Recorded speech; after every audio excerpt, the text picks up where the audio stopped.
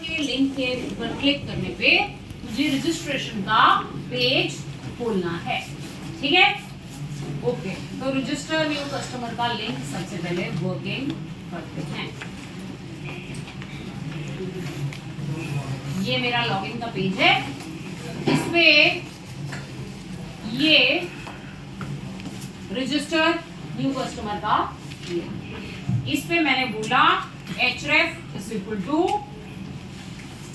URL register, यहां से कहां रिडायरेक्ट कर दो, URL रजिस्टर पे रिडायरेक्ट, ठीक है। एंकर href हाइपरलिंक तो समझते हैं, हाइपरलिंक लगाया, हाइपरलिंक लगा के आपने किस URL पे रिडायरेक्ट करा दिया, रजिस्टर URL पे रिडायरेक्ट करा दिया, ठीक है। अब आप अपने स्टोर वाले प्रोजेक्ट की urls.py फाइल में जाओ, यहां पे आप एक रजिस्टर का पाथ रजिस्टर स्लैश, इस पे किस फंक्शन पे जाए, रजिस्टर फंक्शन पे जाए, नेम ले दिया रजिस्टर, ठीक है। अब मुझे एक व्यू बनाना पड़ेगा रजिस्टर, जहां से मैं क्या करूंगी, रजिस्ट्रेशन पेज पे भेजना शुरू करूंगी, ठीक है। तो यहाँ पे एक व्यू बनाएंगे रजिस्टर, ठीक है।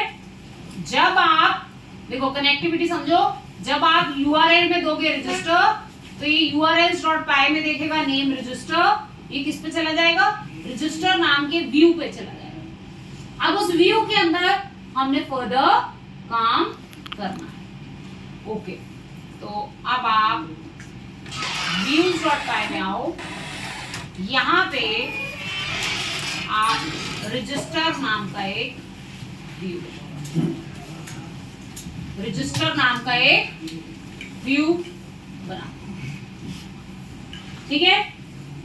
यहाँ पे कोड करना है, मुझे काफी सारा कोड करना है यहाँ पे अभी, और अभी के लिए पहली बार के लिए मैं सिर्फ आपको पेज खोल के दिखाती हूँ, ठीक है। मैंने बोला रिटर्न रेंडर रिक्वेस्ट, कहां भेज दे, रजिस्ट्रेशन के अंदर एक पेज बनाऊंगी register.html, आपको कहां भेज दे, register.html पे भेज दे, बस रजिस्ट्रेशन फोल्डर में मैं एक पेज बनाऊंगी register.html, ये आपको सिर्फ क्या करे, रजिस्ट्रेशन के अंदर register.html पे भी, ठीक है। अब मुझे रजिस्ट्रेशन में पेज बनाना होगा register.html, रजिस्ट्रेशन पे राइट क्लिक किया, new HTML page register.html,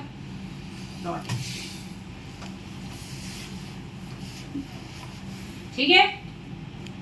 design apply होता रहे इसलिए एक्सटेंड करेंगे किससे, बेस टेम्पलेट से, ये एक्सटेंड बेस टेम्पलेट, दोबारा से नहीं लिखती इस क्लास से, ये कोड हटा देती हूँ, सिर्फ इतना एक्सटेंड base.html, ताकि बेस HTML चलता रहे, लोड स्टैटिक ब्लॉक पॉइंट, सिर्फ यहाँ मैंने हेडिंग दे दिया रजिस्टर न्यू कस्टमर। अभी खाली पेज खुलेगा, उस खाली पेज पे लिखा आएगा रजिस्टर न्यू कस्टमर, ठीक है। खाली पेज खुलने लग जाएगा, खाली पेज पे टेक्स्ट आ जाएगा रजिस्टर न्यू कस्टमर, ओके। जरा रिफ्रेश करके देखते हैं, आ गया रजिस्टर न्यू कस्टमर। यहाँ पे मेरा रजिस्ट्रेशन का पेज बनेगा, यहाँ पे मेरा रजिस्ट्रेशन का पेज, देखो ध्यान से, पेज बनाते समय आपको पता है कि बैकएंड में जो मैंने इसके मॉडल्स बनाए हैं, जब आप कस्टमर रजिस्टर करोगे तो दो टेबल्स में डेटा जाएगा, एक तो यूजर की लॉगिन इंफॉर्मेशन के लिए यूजर टेबल में डेटा जाएगा, जो यूजर टेबल माय ऑथ का बाय डिफॉल्ट है, जिसमें यूजर नेम पासवर्ड वगैरह स्टोर होता है, एक डेटा उसमें जाएगा। और फिर यूजर जो बनेगा वो यहाँ पे फॉरेन की होगा, यहाँ पे कस्टमर का नाम आएगा, कस्टमर का फोन नंबर आएगा। तो जब मैं रजिस्टर करूंगी तो मुझे दो टेबल्स में डेटा स्टोर करना है, एक यूजर टेबल में और दूसरा कस्टमर टेबल में। दो टेबल्स में डेटा स्टोर करना है, ठीक है। अब यहाँ पे मुझे बनाना है फॉर्म। जो फॉर्म बनाना है ना, एक तरीका तो ये है कि आप स्क्रैच से फॉर्म बना लो। यहाँ फॉर्म टैग लगाऊं, अपने हिसाब से टेक्स्ट बॉक्सेस वगैरह लगाऊं और काम करूं, ठीक है। बट Django आपको बाय डिफॉल्ट फॉर्म्स बना के भी देता है। जैसे ये लॉगिन में मैंने लिखा था form.asp, मैंने तो नहीं फॉर्म बनाया, ये लॉगिन फॉर्म जो Django की माय ऑथ के अंदर बाय डिफॉल्ट बना है वो फॉर्म मैंने यूज कर लिया, ठीक है। ऐसे ही वहां पे रजिस्ट्रेशन का फॉर्म भी बना हुआ है, यूजर रजिस्ट्रेशन फॉर्म वहां पे बना हुआ है। मैं चाहूं तो यूजर रजिस्ट्रेशन फॉर्म यहाँ पे सीधे सीधे दिखा सकती हूँ। पहले वही दिखा के दिखाती हूँ आपको, पता चले कि यहाँ पे फॉर्म आता है, ठीक है। तो मैंने क्या किया, रजिस्टर वाले व्यू में यहां से मैंने साथ में क्या पास करना है, यूजर रजिस्ट्रेशन फॉर्म। मैंने लिखा from Django dot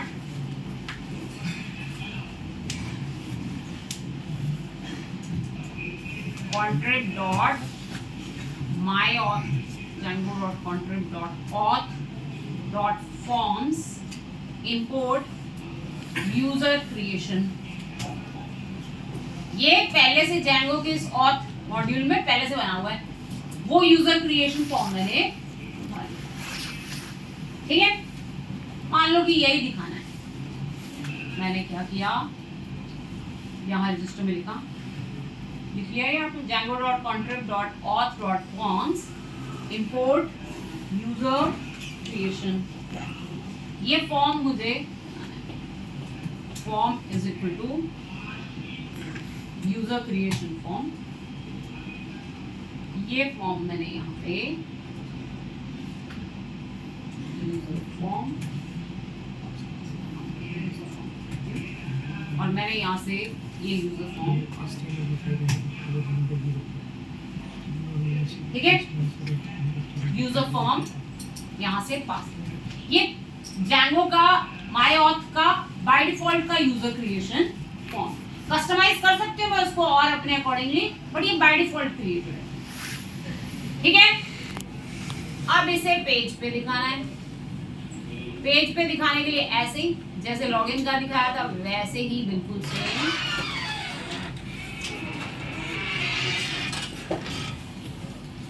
user form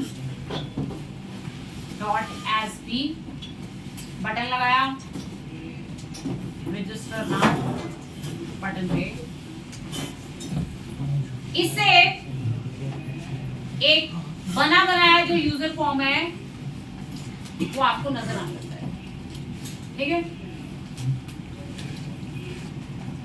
ये मैंने नहीं बनाया, ये पहले से बना हुआ है Django में।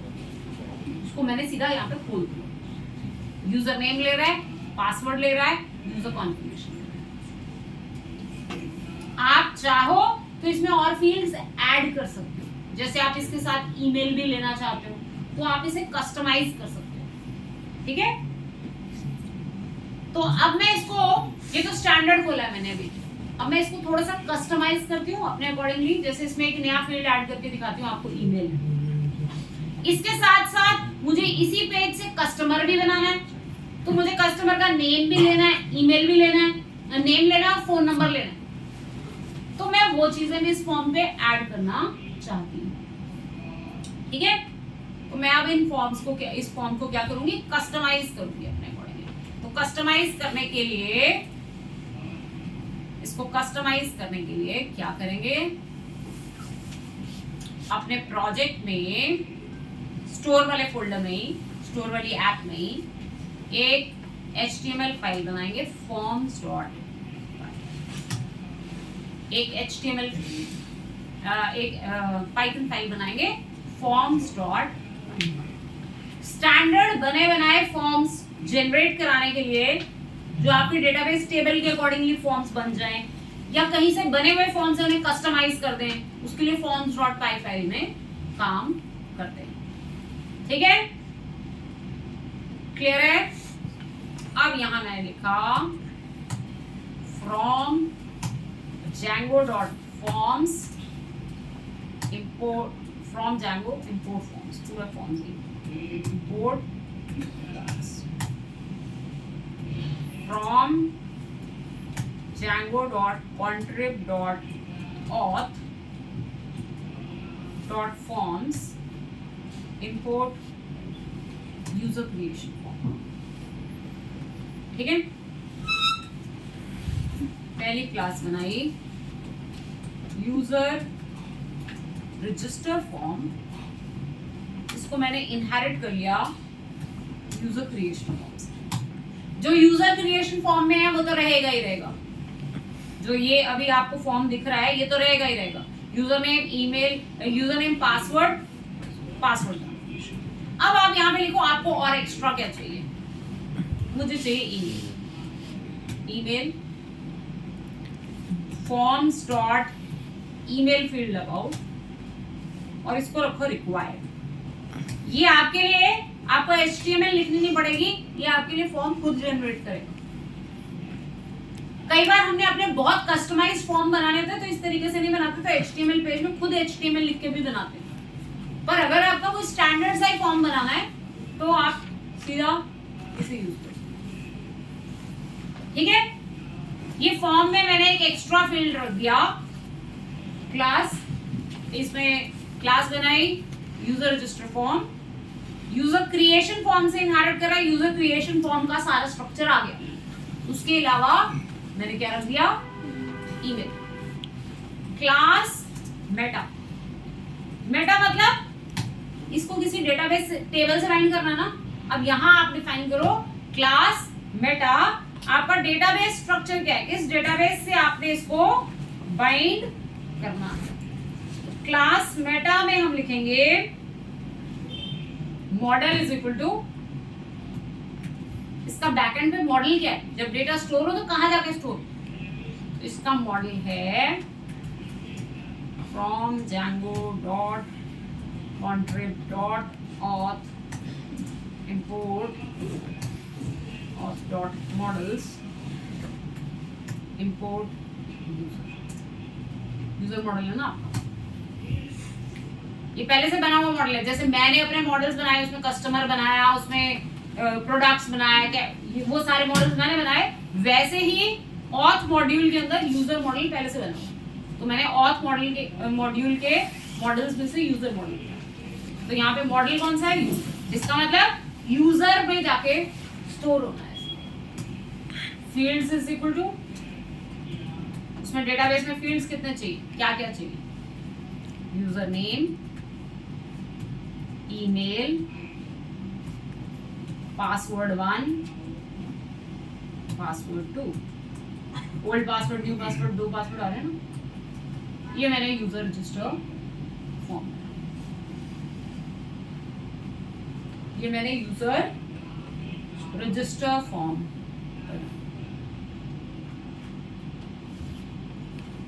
ठीक है, अब मैं, ठीक है इतना, views.py में गई। अब मैंने यहाँ पे यूजर क्रिएशन फॉर्म की जगह कौन सा फॉर्म लिया, यूजर रजिस्टर फॉर्म। इसकी जरूरत नहीं है मुझे, क्योंकि अब मैंने जो अपना कस्टमाइज बनाया मुझे वो चलाना है। तो मैंने लिखा from dot forms import user register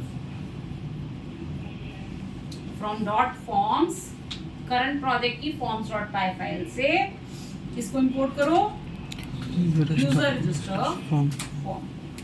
okay, अब मैंने ऑब्जेक्ट इसका बनाया यूजर रजिस्टर। देखो इतना करते ही आपके पेज पे एक्स्ट्रा कॉलम आ जाएगा, ईमेल का एक्स्ट्रा कॉलम आ गया। ठीक है, अब इसको ऑटोमेटिकली पता है कि जब आप रजिस्टर नाउ पे क्लिक करो तो मुझे माय ऑथ के यूजर मॉडल में जाके डेटा स्टोर करना है, उसमें ये एक डेटाबेस में नया कॉलम भी बन जाएगा, सारा काम हो जाएगा। ठीक है, ओके, यूजर नेम आ गया, ईमेल आ गया, पासवर्ड आ गया, पासवर्ड का इंफॉर्मेशन आ गया। पर मुझे इसके साथ साथ कस्टमर में भी तो डेटा भेजना है। कस्टमर के लिए कस्टमर का नाम चाहिए, मुझे कस्टमर का फोन नंबर चाहिए, उसके लिए भी मुझे क्या करना पड़ेगा, फॉर्म बनाना पड़ेगा। ठीक है, अब आप forms.py फाइल में एक और क्लास बनाओ, कस्टमर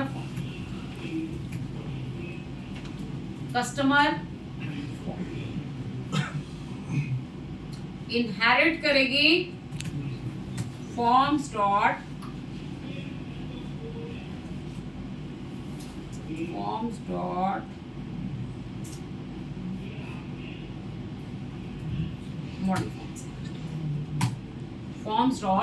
मॉडल ताकि वो मॉडल जो आपका कस्टमर का डेटाबेस टेबल है उसके अकॉर्डिंगली डेटा फेच करे। क्लास मेटा, मॉडल कौन सा है, कस्टमर, जिसमें आपने डेटा डालना है। मॉडल कौन सा है, from dot models import customer। कहाँ पे डेटा डालना है, कस्टमर में डेटा डालना है। फील्ड्स क्या लेने हैं, नेम और फोन नंबर। मॉडल के कॉलम्स के साथ मैच कराना पड़ेगा, नेम और फोन, नेम और फोन। ठीक है, ये कस्टमर का फॉर्म बनाने के लिए। ठीक है, अब मुझे फॉर्म पे सिर्फ यूजर रजिस्टर फॉर्म नहीं दिखाना, उसके नीचे कस्टमर की इंफॉर्मेशन भी लेनी है, उसके लिए भी फॉर्म बनाना है। ठीक है, ओके, आ जाओ व्यूज में। अभी आप यहां से सिर्फ क्या भेज रहे हो, यूजर फॉर्म भेज रहे हो, इसके साथ साथ कस्टमर का फॉर्म भी भेजो, क्योंकि दोनों एक ही पेज से होंगे ना रजिस्टर। तो यहां मुझे अब क्या करना है, कस्टमर फॉर्म भी भेजना है। ओके, इसके लिए आप ऊपर फॉर्म से कस्टमर फॉर्म इंपोर्ट करो। ठीक है, जैसे आपने यूजर फॉर्म भेजा ऐसे ही आप यहां से क्या भेज दो, कस्टमर फॉर्म भी।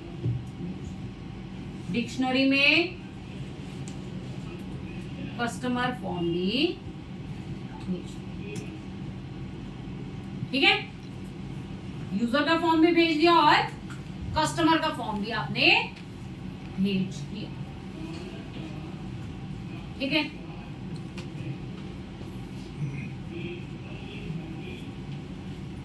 ठीक है, आप रजिस्टर वाले पेज पे आ जाओ। आपने यूजर फॉर्म दिखाया, उसके नीचे ही कस्टमर फॉर्म को भी दिखा दो। एज पी लिखने से पैराग्राफ टैग्स जनरेट होते हैं, एज डिव लिखोगे डिव टैग जनरेट होगा। HTML में वो कैसे जनरेट होगी उसके लिए एज पी, एज डिव, जैसे भी आप जनरेट करना चाहो। देखो खोल के देखना, रजिस्टर न्यू कस्टमर का आपका page, user name, email, password, password confirmation, name, phone number, सारा कुछ आ गया। अगला काम है कि जब मैं रजिस्टर नाउ पे क्लिक करूं तो ये डेटाबेस में स्टोर भी होना चाहिए। अभी तो सिर्फ फ्रंट एंड बना है। ठीक है, अब जब मैं रजिस्टर नाउ के बटन पे क्लिक करूं तो ये स्टोर होना चाहिए। तो रजिस्टर नाउ का मैंने बटन लगाया हुआ है, बटन की टाइप सबमिट है। जब बटन की टाइप सबमिट होती है, आप क्लिक करते हो, सर्वर पे रिक्वेस्ट जाती है। बाय डिफॉल्ट आप कहां जाते हो, उसी एक्शन में जाते हो जहां से आए थे, इस रजिस्टर एक्शन में आओगे। अब अगर आप सबमिट बटन क्लिक करके आए हो तो क्या करना है, आपको यहाँ पे लिखना है। तो उसके लिए हम चेक करते हैं, if request dot if request dot post, if request dot method is equal to post. Method post कब होता है? जब आप सबमिट पे क्लिक करके आते हो, तब रिक्वेस्ट का मेथड होता है पोस्ट. बाय डिफॉल्ट रिक्वेस्ट का मेथड होता है गेट. तो मैंने एल्स केस में खाली फॉर्म दिखाना है, और अगर मेरा इफ वाला केस है तो क्या करना है वो मैं अब यहाँ, if request dot method is equal to post, तो क्या, तो यहाँ मुझे क्या करना है, डेटाबेस में स्टोर कराने का काम करना है. जो यूजर की इंफॉर्मेशन है वो यूजर टेबल में स्टोर होनी चाहिए, जो कस्टमर की इंफॉर्मेशन है वो कस्टमर की इंफॉर्मेशन में स्टोर होनी चाहिए. ठीक है. User form is equal to request dot user form is equal to user registration form request dot. ये क्या करेगा कि जो पेज से डेटा पास होके आया ना, जो आपने पेज में लिखा, ये वो फील्ड डेटा ले आएगा. रिक्वेस्ट डॉट पोस्ट में जो भी कंट्रोल्स लगे हैं उन सारे कंट्रोल्स का डेटा यूजर फॉर्म में ले आएगा. ठीक है. ऐसे ही कस्टमर फॉर्म में मैंने क्या डाल लिया, रिक्वेस्ट डॉट पोस्ट, जो आपने वहां पे नेम डाला, फोन नंबर डाला, वो मैंने उठाया. ठीक है. अब ये जो जैंगो के फॉर्म्स है, इसमें वैलिडेशंस भी इनबिल्ट होती हैं. आप चेक करो, if user form dot is valid, अगर वैलिडेशंस फॉलो हो रही, अगर सारी वैलिडेशंस फॉलो हो रही हैं. आपने देखा था ना पेज पे, यहाँ पे वैलिडेशंस लगी हुई है, रिक्वायर्ड इतने कैरेक्टर्स, ये वो, इज वैलिड. ये forms Django dot forms automatically check करता है इन वैलिडेशंस को. जैसे मैंने ईमेल पे लिखा रिक्वायर्ड, तो ये ऑटोमेटिकली चेक करेगा कि वो रिक्वायर्ड होनी चाहिए. नेम फोन नंबर पे मैंने रिक्वायर्ड नहीं लगाया. अगर मैं चाहती हूँ कि वो कंपलसरी चीजें हैं मेरी, तो मेरे को रिक्वायर्ड लगाना चाहिए. ठीक है. अब अगर user form dot is valid and customer form dot is valid, तो मैं क्या चाहती हूँ, ये यूजर क्रिएट हो जाए, ये कस्टमर क्रिएट. ठीक है. तो user is equal to user form dot save. Save लिखने से डेटाबेस में डेटा हो जाएगा सेव. क्योंकि मैंने फॉर्म के अंदर पहले ही बताया था मेटा में मॉडल कौन सा है, तो वो ऑटोमेटिकली उस मॉडल के हिसाब से डेटाबेस में क्या कर देगा, डेटा सेव. ओके. ये मैंने यूजर क्रिएट कर लिया. अब मुझे कस्टमर भी क्रिएट करना है, कस्टमर भी क्रिएट करना है, तो मैंने लिखा customer form cust is equal to, या customer is equal to customer form dot save, customer form dot save. इसमें मैंने लिखा commit is equal to false. मतलब अभी तक आप रिकॉर्ड जरूर क्रिएट करो, पर अभी डेटाबेस में कमिट मत करो. क्यों? क्योंकि कस्टमर को मैंने यूजर टेबल से रिलेट करना है, फॉरेन की बनानी है. मैंने लिखा customer dot user is equal to, ये वाला यूजर जो पहले मैंने बनाया, ये उस यूजर का कस्टमर है. ये मैंने जो अभी करंट यूजर क्रिएट किया, इस कस्टमर को उस यूजर के साथ मैंने क्या कर दिया, बाइंड. अब करो कस्टमर डॉट सेव. अब फाइनली वो कमिट होगा. अब आपका कस्टमर रजिस्टर हो गया. रजिस्टर होने के बाद आप क्या चाहते हो, लॉगिन हो जाए आपको. ठीक है. तो मैंने लिखा लॉगिन. एक सेकंड, लॉगिन के लिए मुझे ऊपर from Django dot contrib dot auth dot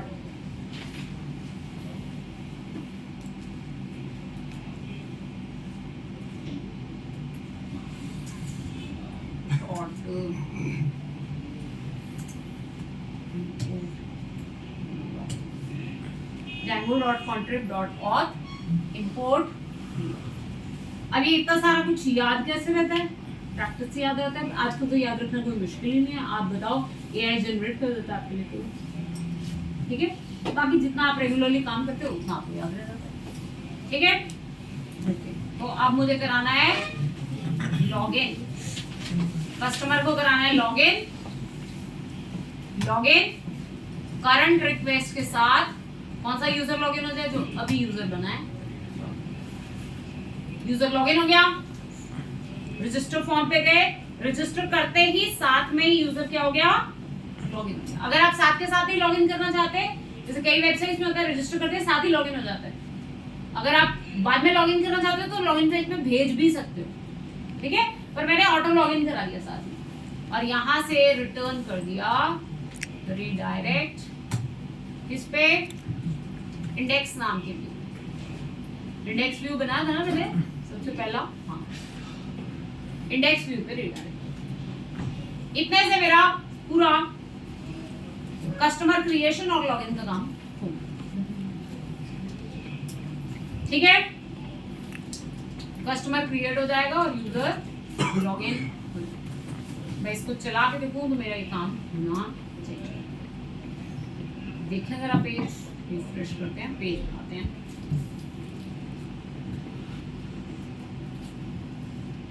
आ गया।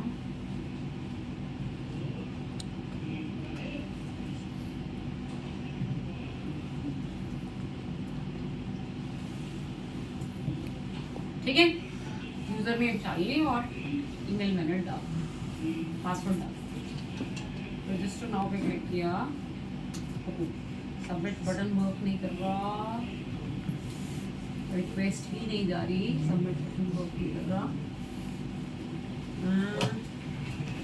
Input site is equal to submit,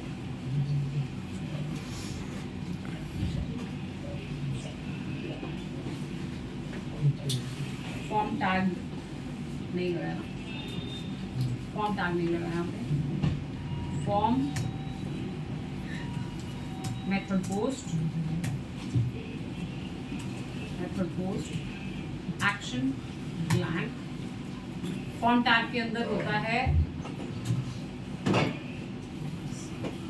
form tag के अंदर होता है सबमिट बटन, तभी वर्क करता है, फॉर्म टैग लगा दिया इसके अंदर, ठीक है। ओके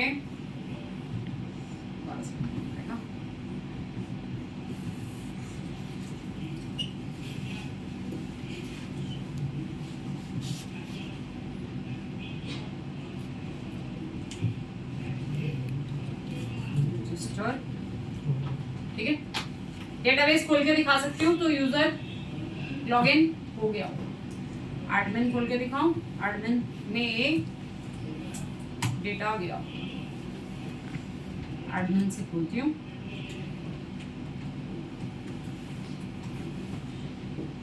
लॉगिन किया, अगर सही हुआ है तो यूजर्स में यूजर क्रिएट हुआ होगा, ये यूजर क्रिएट हो गया, स्टाफ नहीं है नॉर्मल यूजर है, कस्टमर्स में कस्टमर क्रिएट हो गया, ठीक है। ये कस्टमर इस यूजर के साथ रिलेटेड है, ये उसका फोन नंबर है, ये सारा डेटा स्टोर किया, क्लियर है। इसको मैं कर देती हूँ।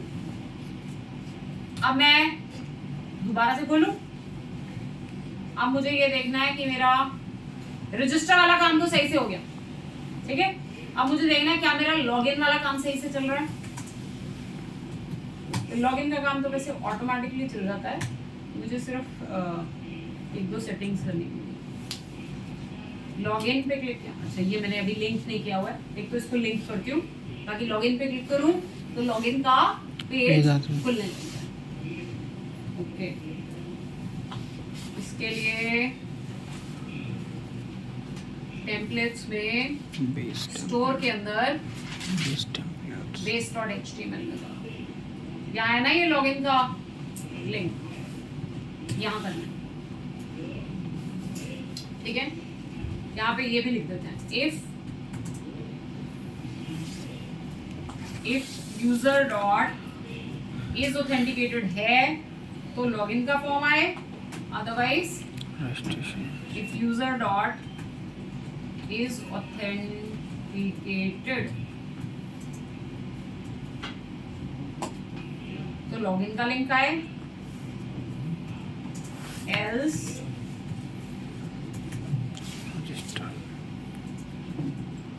लॉग आउट का लिंक आए। लॉगिन पे तो myauth/login, लॉगिन का पेज आ जाएगा। और लॉग आउट के लिए मुझे href देना पड़ेगा। अभी मैंने href हैश रखा, पहले लॉगिन का चला लेते हैं फिर करते हैं लॉग आउट। ठीक है, ये लॉगिन लॉग आउट का लिंक है। अगर यूजर ऑथेंटिकेटेड है, सॉरी ये उल्टा करना था, अगर यूजर ऑथेंटिकेटेड है तो log out, otherwise log. If else उल्टा लगेगा। अगर ऑथेंटिकेटेड नहीं है तो लॉगिन का लिंक है, अदरवाइज लॉगिन। देखो जरा पेज को रिफ्रेश करके base.html में मैंने काम कर दिया, लॉगिन पे क्लिक किया, लॉगिन पे लेके जा रहा है। ठीक है, अब मुझे सिर्फ देखना है कि ये लॉगिन सही से हो रहा है कि नहीं हो रहा। अभी मैंने यूजर बनाया, वैसे उसके लिए कोई कोड तो नहीं करना होता। लॉगिन कर रहे हो, एक तो ये इस पे फॉर्म टैग नहीं लगा हुआ, सबमिट नहीं हो रहा, पता चल रहा है ना रिक्वेस्ट नहीं जा रही सब होते। एक तो उस पे फॉर्म टैग नहीं लगा हुआ, एक तो मेरे को वो करना पड़ेगा। लॉगिन वाले पेज पे जाओ, login.html, इस पे फॉर्म टैग नहीं लगा हुआ, इस पे फॉर्म लगाओ, form method post action blank. एक तो इसको फॉर्म टैग में रखना, एक चेंज तो ये करना, दूसरा चेंज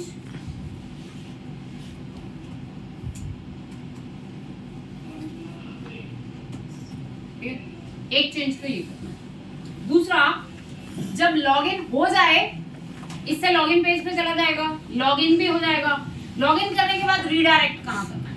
अब मुझे लॉगिन रीडायरेक्ट यूआरएल सेट करना है कि जब लॉगिन हो जाए तो कहाँ भेजना है। उसके लिए मैं काम करूंगी settings.py। settings.py में मैं लिखूंगी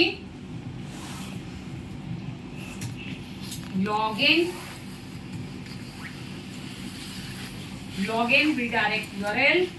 लॉगिन करके कहाँ पे redirect, login underscore redirect underscore URL.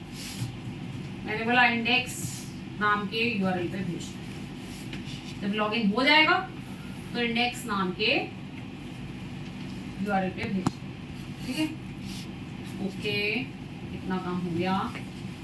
यहाँ पे डालते हैं यूजर नेम,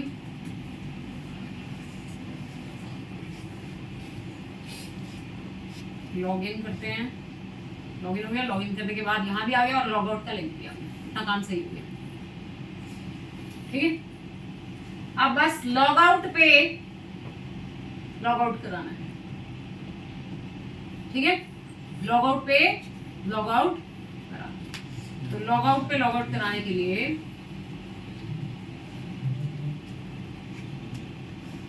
base.html में आओ, जहां लॉग आउट का लिंक लगाया था, यहां बोलो यूआरएल, किस पे भेज दूं? लॉग आउट वाले यूआरएल पे भेज दूं। यूआरएल लॉग आउट वाले यूआरएल पे भेज दूं। ठीक है, लॉग आउट पे क्लिक करोगे तो लॉग आउट का यूआरएल urls.py में लॉग आउट का URL path log out slash, इस पे कौन सा फंक्शन चले? माई लॉग आउट, मैंने कोई फंक्शन बनाया वो चले। माई लॉग आउट मैंने कोई फंक्शन बनाना है व्यूज में, वो फंक्शन चलना चाहिए। ठीक है, क्लियर है? माई लॉग आउट आप यहाँ पे एक फंक्शन बनाओ। फंक्शन बनाना है, अभी मैंने व्यूज में बनाना है माई लॉग आउट। ठीक है,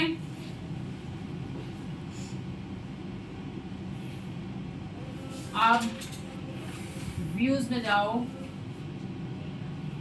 माई लॉग आउट का एक फंक्शन बनाओ, डेफ माई लॉग आउट। लॉग आउट का काम क्या होता है? यूजर को लॉग आउट करना और वापस लॉगिन के पेज पे भेजना। लॉग आउट पे क्लिक करते हो, यूजर का सेशन डिस्ट्रॉय होता है। और ठीक है, तो लॉग आउट कराने के लिए सबसे पहले जैसे ही आपने माई ऑथ का लॉगिन यूज किया था लॉगिन कराने के लिए, ऐसे ही माई ऑथ में लॉग आउट है, लॉग आउट करें। ठीक है, तो आपने क्या बोला? लॉग आउट करा दो, करंट रिक्वेस्ट वाले यूजर को करा दो लॉग आउट। करंट रिक्वेस्ट वाले यूजर को आप क्या करा दोगे? Log out. और लॉग आउट कराने के बाद, लॉग आउट कराने के बाद अगला काम हम करेंगे, उसको रीडायरेक्ट करेंगे इस पे, लॉगिन के पेज पे। रिटर्न रीडायरेक्ट माई ऑथ स्लैश लॉगिन पे आपने वापस रीडायरेक्ट। इतने से मेरा लॉग आउट का कोड चल जाएगा। मैंने यहाँ से लॉग आउट पे क्लिक किया,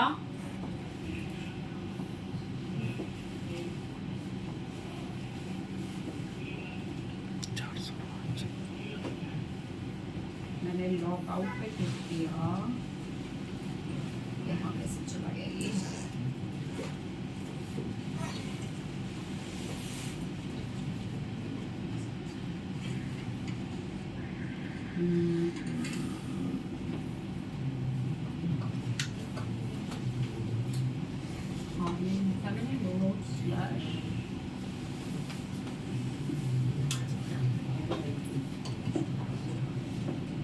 My auth से यहाँ जाए, ओके, लॉग आउट पे जाए, इसे लॉग आउट करा देना चाहिए। एक सेकंड, दोबारा से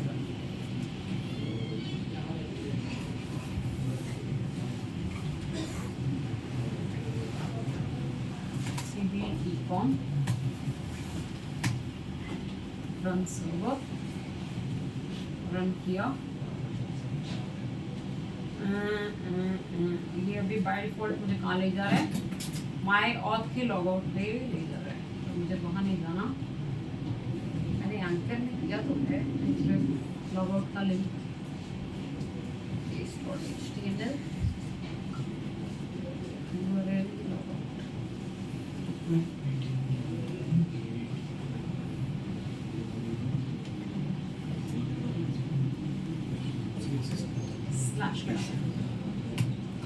डायरेक्टरी के अंदर जाना है, इसलिए स्लैश लगाना है। अब ठीक है, स्लैश लॉग आउट लिखना है। बाय डिफॉल्ट ये लॉगिन लॉग आउट सब कुछ माई ऑथ से होता है ना, मैंने माई ऑथ से नहीं करना, उसके लॉग आउट में कुछ गड़बड़ है इस वर्जन में, तो इसलिए मैंने अपने कोड से किया है। स्लैश मतलब कि मेरे फोल्डर में आ जाए, वहां ना।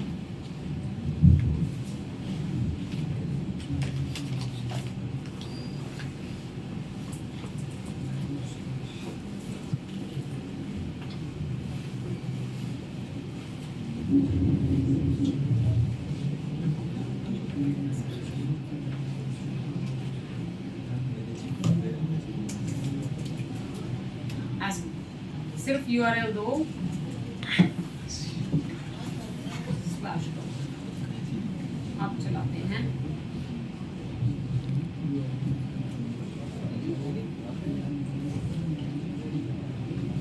cd ecom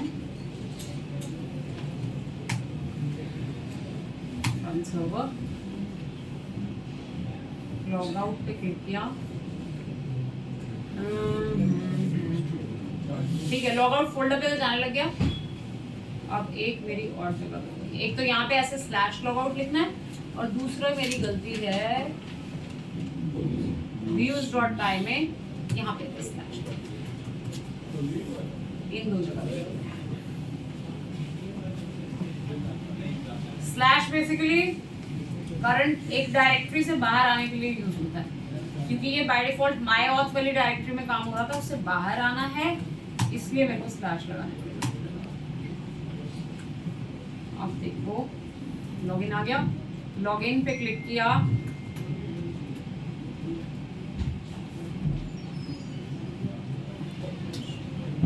लॉगिन किया, लिंक लॉग आउट का आ गया, लॉगिन लॉग आउट पे क्लिक किया, वापस लॉगिन लॉग आउट ठीक हो गया। ये वाला काम मेरा हो गया बिल्कुल प्रॉपर। अब कस्टमर को मैं लॉगिन करा के रखती हूँ, क्योंकि अब अगला काम जो मैंने करना है वो है add to cart. Add to cart, ठीक है। ऐड टू कार्ट करने पे अब मुझे यहाँ पे काम करना है, क्योंकि ऐड टू कार्ट में अभी तक मैंने क्या काम किया था कि अगर यूजर लॉगिन नहीं है तो लॉगिन कराओ, अभी तक मैंने यही काम किया था। अगर यूजर ऑथेंटिकेटेड है तो ये करो, अदरवाइज लॉगिन कराओ। तो अब लॉगिन तो है, अब दूसरा वाला केस चलेगा, if request dot user dot is authenticated. अब मुझे यहाँ पे क्या करना है, मुझे कस्टमर का ऑर्डर बनाना है, ऑर्डर में जो आपने ऐड टू कार्ट किया है वो ऐड टू कार्ट होना चाहिए, ठीक है। अब यहाँ से अभी तक तो हमने सिर्फ बेसिक स्ट्रक्चर बनाया था प्रोजेक्ट का, यहाँ से हमारा मेन काम शुरू होगा, कस्टमर का ऑर्डर क्रिएट होगा, ऑर्डर में आइटम ऐड, ठीक है।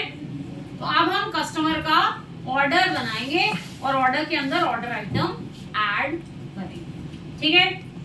कस्टमर का ऑर्डर कैसे बनाना है, एक तो आप ना पहले सारे मॉडल्स उठा लो यहाँ पे, ताकि सारे मॉडल्स यूज कर सकें। प्रोडक्ट, ऑर्डर, ऑर्डर आइटम, जो आपको सारे मॉडल्स आपने बनाए हुए हैं उनको यहाँ पे इंपोर्ट कर लो ताकि यूज कर सको। अब मुझे यूजर का ऑर्डर बनाना है, ठीक है।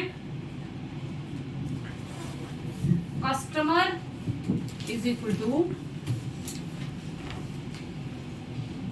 रिक्वेस्ट डॉट यूजर डॉट जो current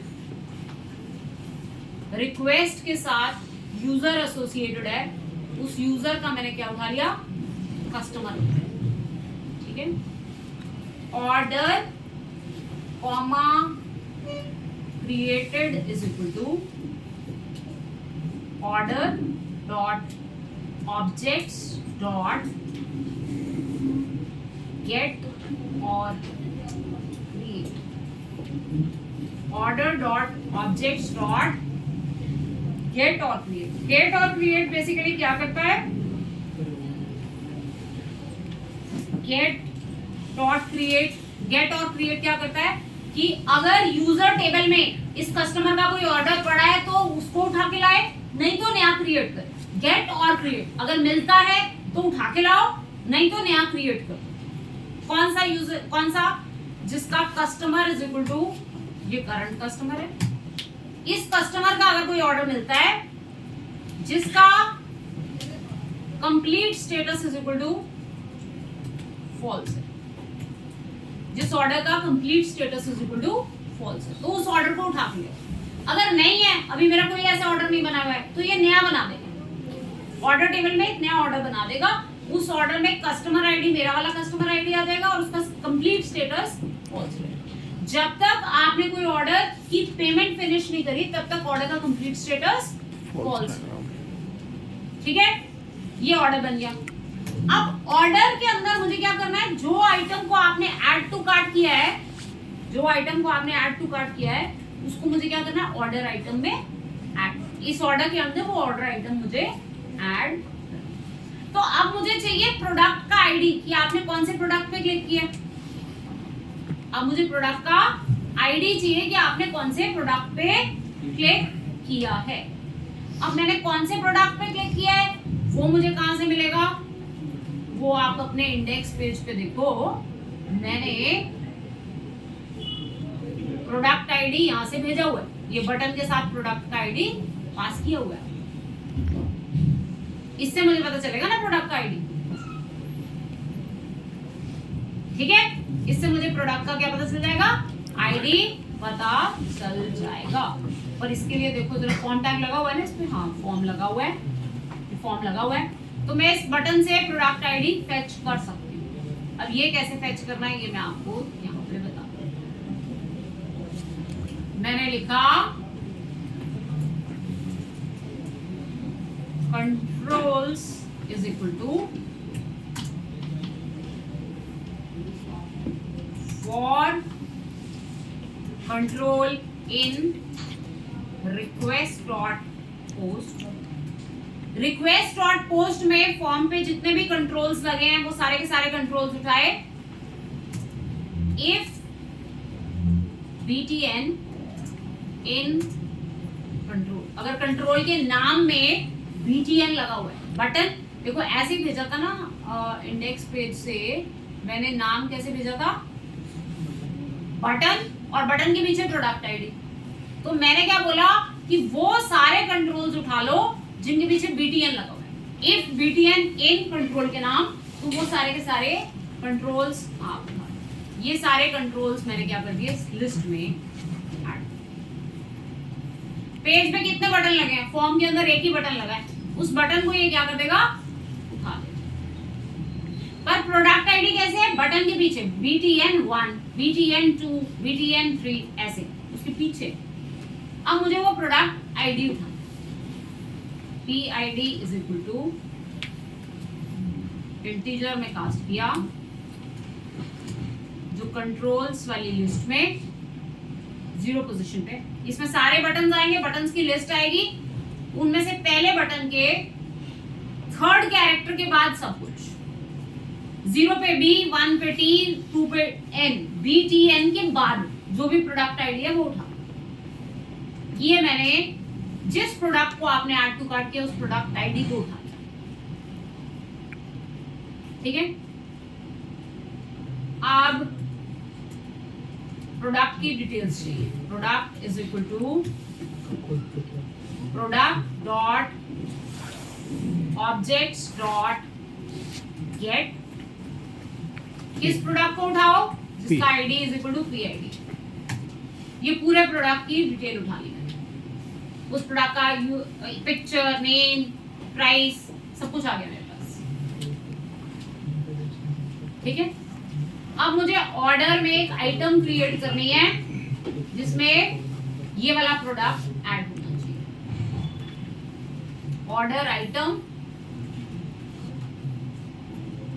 comma created is equal to order items dot objects dot get और क्रिएट। नए ऑर्डर आइटम क्रिएट करो,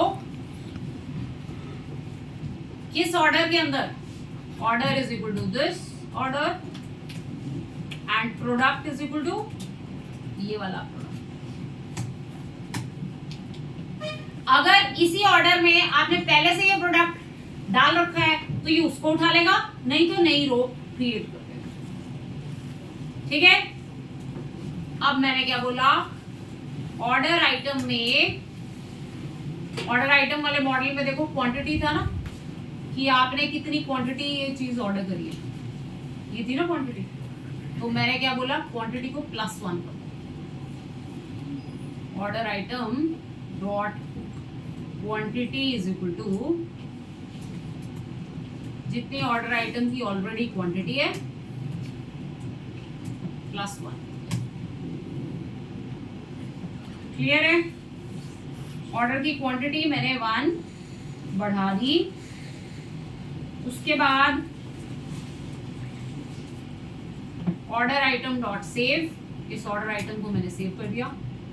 इतना करने के बाद अब मैं आपको किस पे भेज सकती हूँ, कार्ट वाले पेज पे भेज सकती हूँ जहां पे आपका कार्ट आपको डिस्प्ले होगा। ऐड टू कार्ट का काम यही होता है, ऑर्डर बनाना, ऑर्डर के अंदर ऑर्डर आइटम बनाना, ठीक है। इतना बन गया होगा, यहां से मैं कर दूंगी रिटर्न रिडायरेक्ट, कहां पे, कार्ट पे। अब मुझे कार्ट का क्या बनाना पड़ेगा, पेज बनाना पड़ेगा, कार्ट का काम करना पड़ेगा। उसमें तो थोड़ा टाइम लगेगा, अभी पहले मैं आपको ना एडमिन एंड पे दिखा देती हूँ कि क्या डल गया, क्या कस्टमर का ऑर्डर बन गया, क्या ऑर्डर में आइटम ऐड हो गई। अगर हो गई तो फिर हम कार्ट वाले पेज पे भी दिखा ही सकते हैं। तो अभी के लिए रिटर्न रीडायरेक्ट कार्ट पे ना करके किसी और पेज पे कर दो जो बना हुआ हो, किसी बने हुए पे कर देती हूँ, बाद में कार्ट लिख दूंगी या कर ही देती हूँ कार्ट पे, मैं यूआरएल बना के खाली छोड़ देती हूँ। ठीक है, यूआरएल बना देती हूँ, खाली छोड़ देती हूँ। urls.py में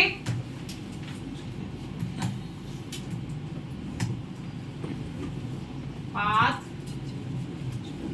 cart slash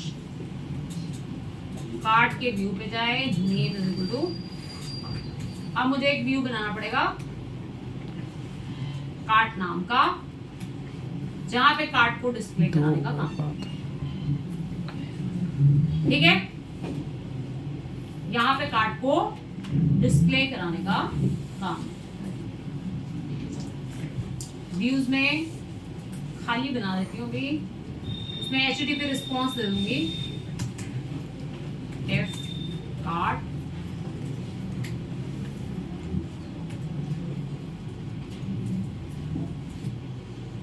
return HTTP response showing cart। ठीक है, यहाँ पे कोड करेंगे अभी हम बाद में, अभी के लिए बस इतना चला के दिखा सकती हूँ, इसलिए मैंने रिस्पॉन्स दे दिया शोइंग। ठीक है, इतने से मेरा काफी काम हो जाना चाहिए, ऐड टू कार्ट का काम हो जाना चाहिए, अगर मेरे कोड में कोई एरर नहीं होगा। चलाते हैं, एडमिन एंड पे मैं आपको ऑर्डर दिखा भी दूंगी। क्लिक किया, लॉगिन है, ऐड टू कार्ट किया, index out of range.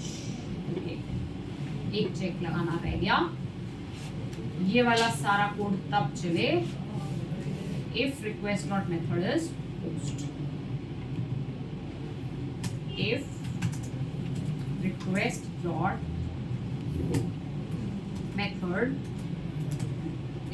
is post, ये सारा कोड जरा इसके इस के अंडर। ठीक है, अगर मेथड पोस्ट है तभी ये कोड चले। ऐड टू कार्ट किया, store views cart update cart didn't return an HTTP response instead. Okay, else case भी लिखना पड़ेगा ना,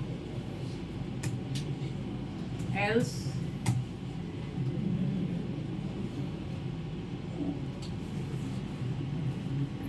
return HTTP response.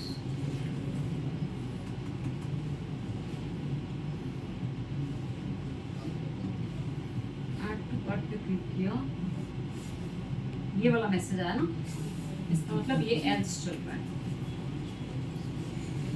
User authenticated है, मेथड पोस्ट नहीं, फॉर्म में मेथड पोस्ट दिया हुआ है,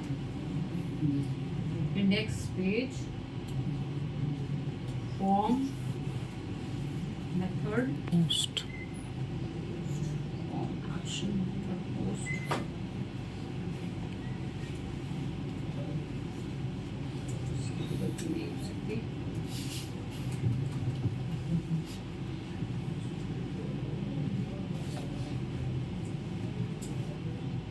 हेल्थ वाले केस में जा रहा है,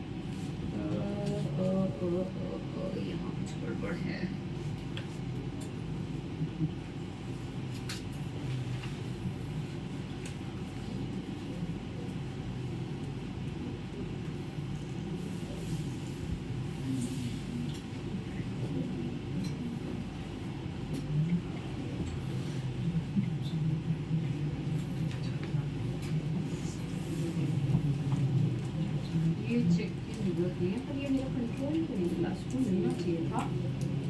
VTN नाम से मेरा कंट्रोल था। अच्छा, एक सेकेंड, क्या गड़बड़ है?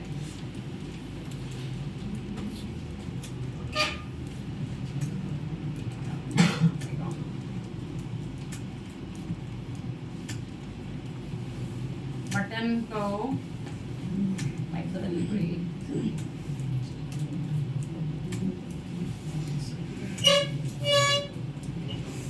index.html में ये है ना button, input type is equal to submit, value is equal to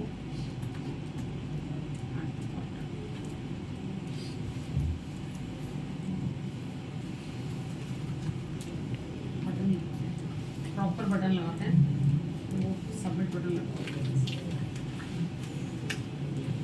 BTL नाम से है, नेम Yes, ma'am.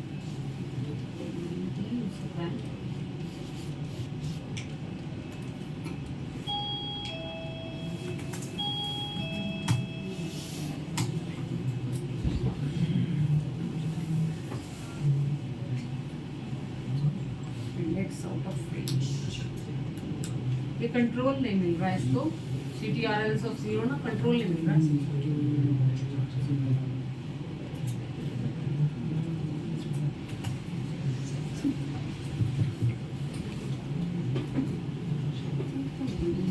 एक second,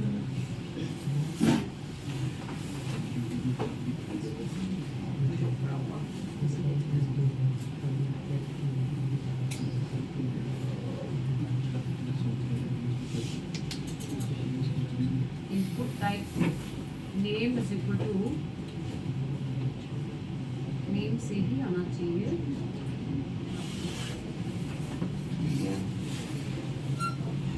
name is equal to BTL product ID,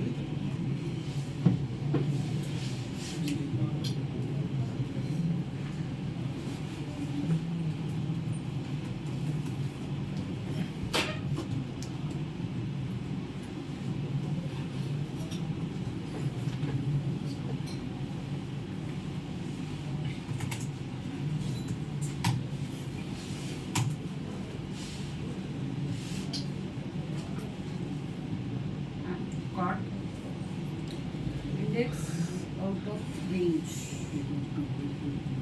control करना इसको, मैं इसको चेक कर रखूंगी इसमें क्या एरर है, कंट्रोल नहीं मिल रहा। एक सेकंड, पहले मैं फॉर्म जनरेट हुआ ना, फॉर्म पे व्यू सोर्स करके देखती हूँ, view page source form,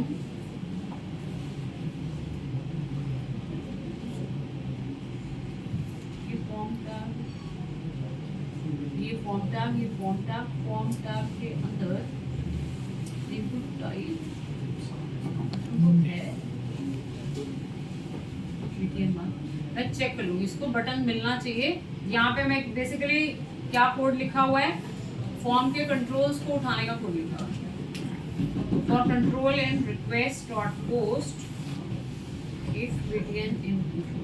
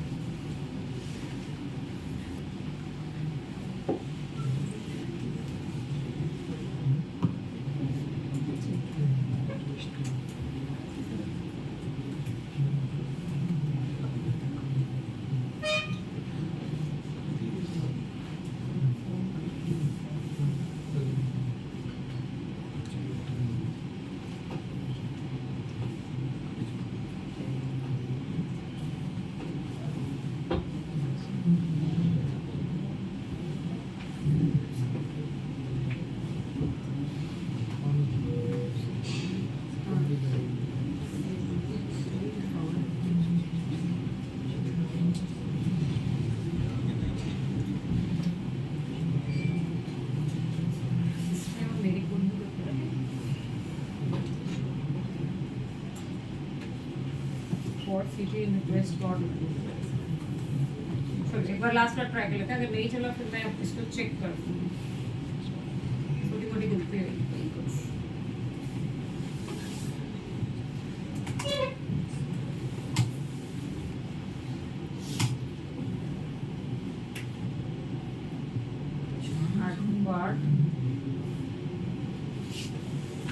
okay, ये रिक्वेस्ट का मेथड गेट आ रहा है, आना पोस्ट चाहिए, इसीलिए वो इसके अंदर उसको मिल नहीं पा रहा है, रिक्वेस्ट का मेथड।